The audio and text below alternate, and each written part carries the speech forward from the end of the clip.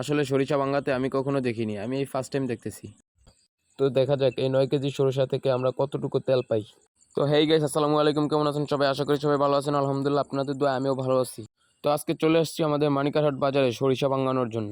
এবছর আব্বু অসুস্থ থাকায় বেশি পরিমাণ সরিষা করতে পারিনি, অল্প কিছু জমিতে সরিষা করা হয়েছে, আর সেগুলো ভাঙানোর জন্যই চলে আসছি আজকে মানিকারহাট বাজারে। তো এখানে এসে দেখি কারেন্ট চলে গেছে। এখানে মোটরের সাহায্যে সবকিছু ভাঙানো হয়। দেখতেই পাচ্ছেন প্রতিটা মেশিনের সাথে একটি করে মোটর লাগানো আছে। তো পাশেই দেখতে পেলাম তাদের যে লোকগুলো আছে তারা বসে বসে গম বাছাই করতেছে। কারণ হচ্ছে তাদের এই গমগুলোর ভিতরে নাকি লোহা জাতীয় কিছু একটা পড়ছে, এই জন্য মেশিনে ভাঙাতে পারতেছে না। তাই তাদেরকে হেল্প করতে আমিও বসে পড়লাম। অবশেষে জিনিসটা পেয়েই গেলাম, এটা ছিল একটি গলার চেন।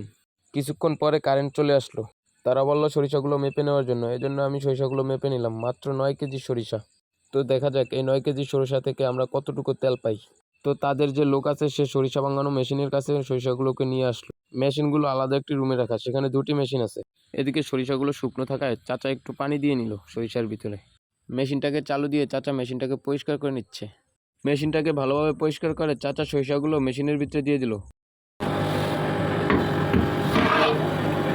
এদিকে এক পাশ দিয়ে খৈর বের হচ্ছে, এটা আমাদের আঞ্চলিক ভাষায় আমরা খৈর বলে থাকি। আপনারা কি বলেন কমেন্ট বক্সে জানিয়ে দিবেন। আর আরেক পাশ দিয়ে তেল বের হচ্ছে।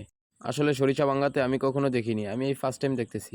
আমি জানতাম সরিষা থেকে শুধু তেল হয়, এখন দেখি সাথে খৈরও হয়। এটাকে আমরা আমাদের এলাকায় গরুরে খাইয়ে থাকি। সরিষা থেকে যে তেলগুলো বের হবে সেগুলো নেওয়ার জন্য আমি কিছু আনিনি।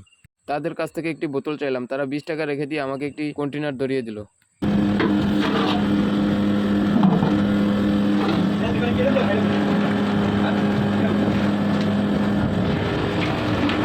অবশেষে আমাদের সরিষা ভাঙানো শেষ।